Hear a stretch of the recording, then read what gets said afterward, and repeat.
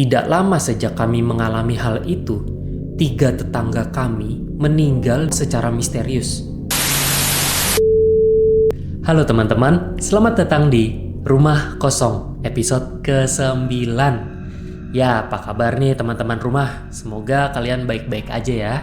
Semoga kalian diberikan kesehatan, keberkahan, kesehatan mental, dan rezeki yang berlimpah. Amin. Di episode ke-9 ini, gue akan kembali membacakan sebuah dongeng horor yang berjudul Teror Selasa Kliwon. By the way, kalau ngomongin Selasa Kliwon, yang gue baca nih ya, dalam kalender Jawa, hari Selasa Kliwon tuh dipercaya sebagai hari di mana batas antara alam manusia dan alam gaib itu menipis. Gue nggak tahu sih maksudnya kayak gimana, cuma mungkin kayak lebih gampang bergesekan kali ya. Dan konon kalau ada orang yang meninggal di hari Selasa Kliwon, katanya dia tuh nggak pernah benar-benar pergi. Oke, nggak usah pakai lama, langsung aja ke ceritanya.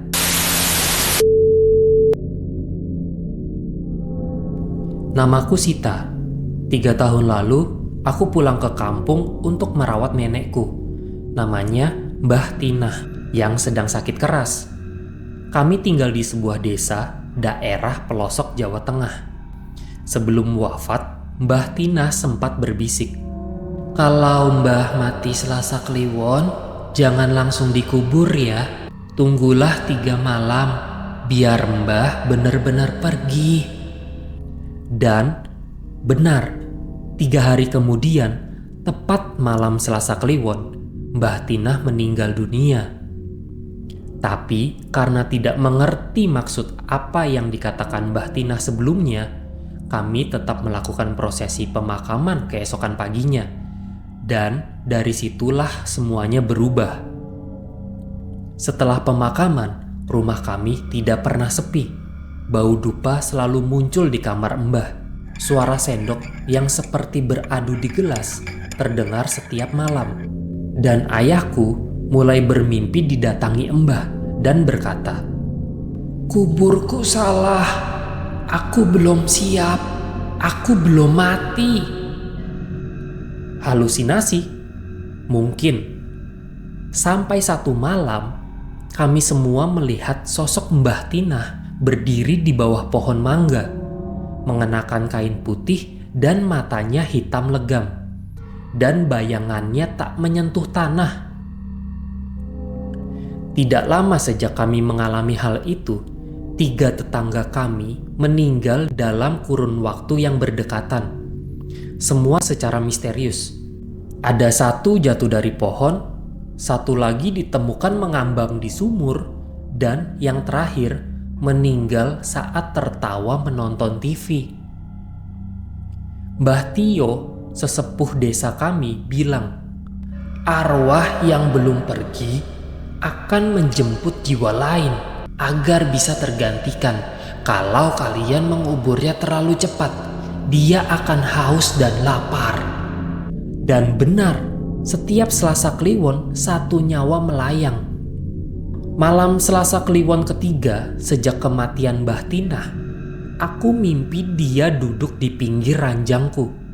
Wajahnya bukan lagi wajah Mbah Tinah, tapi tengkorak dengan kulit menggantung dan mata terbakar api kecil. Dia bilang, "Aku butuh 1 lagi, biar bisa tenang. Kamu saja yuk, Nduk."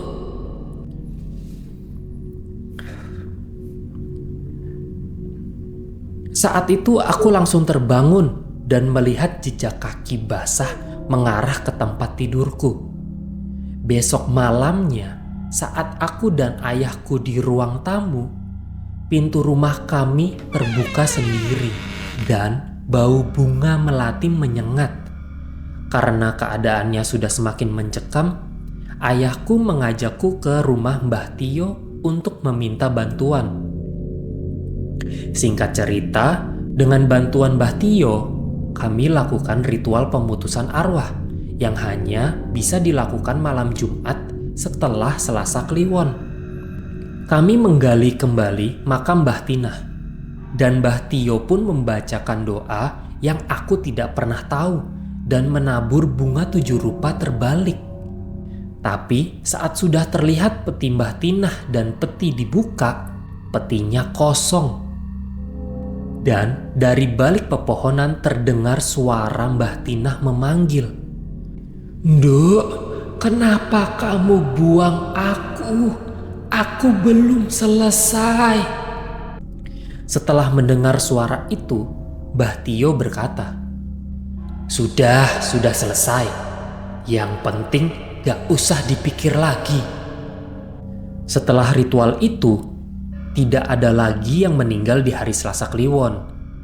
Tapi katanya, sampai saat ini di kampung halamanku itu masih sering terdengar suara ketukan pintu di rumah warga setiap hari Selasa Kliwon saat malam hari. Dan kisah nenekku masih jadi urban legend di sana. Ya, itu dia ceritanya teman-teman. Oke, gimana nih menurut kalian? Kira-kira mitos hari-hari tertentu yang dikeramatkan itu sebenarnya ada apa enggak sih? Coba kalian tulis di kolom komentar ya. Dan buat kalian yang mau kirim-kirim cerita, bisa langsung kirim ke sini nih ya. Nanti linknya gue taruh di kolom deskripsi. Oke, gue rasa cukup untuk episode kali ini. Terima kasih buat kalian yang sudah mau menonton video ini sampai habis. Jangan lupa like, comment, share, dan subscribe. Sekian, terima kasih. Sampai jumpa lagi.